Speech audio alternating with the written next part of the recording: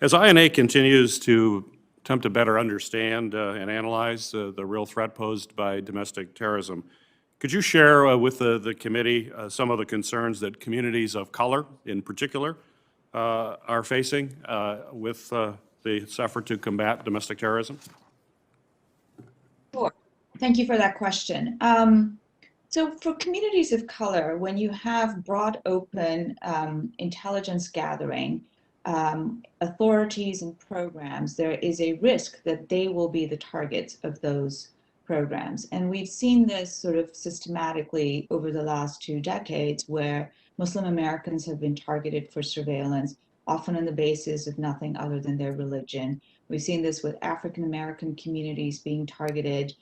We've seen the Black Lives Matter movement being targeted. And this is, a pretty well-known phenomenon in the United States. So I think the overall concern is that domestic terrorism is discussed sort of almost as a stand-in for white supremacist violence, but covers a much broader range of issues, as we've seen from DHS and FBI documents. So the concern is that these kinds of broad open surveillance programs will actually be used to target communities of color, as has been the case in the past. Very good. General Taylor, last year you authored an op-ed noting your significant concern with INA's reportedly problematic intelligence operations in Portland and the publishing of intelligence on journalists specifically.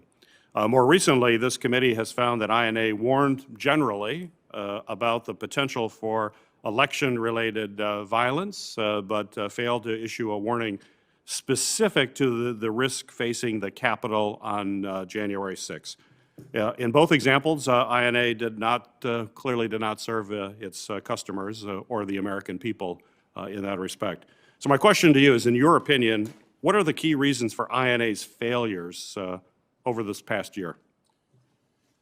It's hard for me, Senator, to kind of focus in on the key reasons for failure because I wasn't in the decision cycle.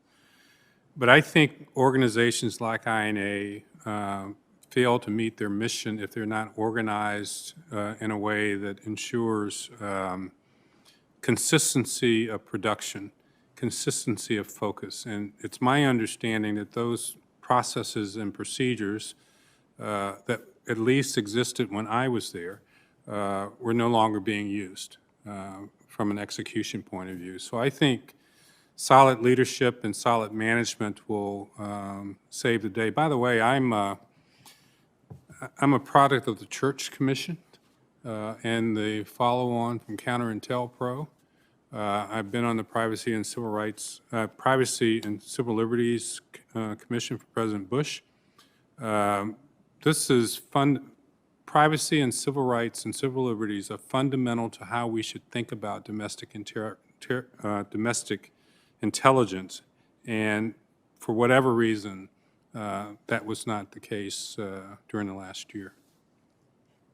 So when you talk about stability and continuity, I would assume the fact that we've had a lack of stability when it comes to INA leadership over the years, that has contributed to the problem that you see? I do. As you mentioned in your opening statement, 12 different INA leaders over 19 years really does not give you a lot of confidence about continuity.